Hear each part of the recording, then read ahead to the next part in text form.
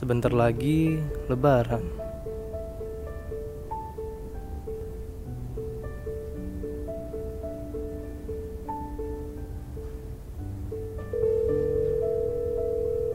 Assalamualaikum, Ma.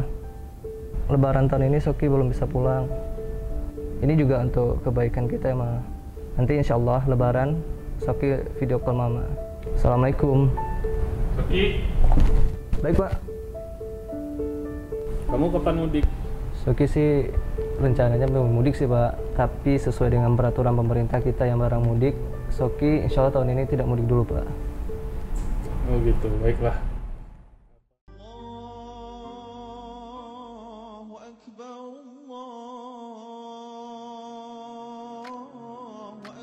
Waalaikumsalam, Pak. Lebaran kali ini berbeda. Sepi, sunyi, rindu kampung. Sudah pasti tidak bertemu bukan berarti tidak sayang. Silaturahmi penting. Namun pandemi ini menahanku.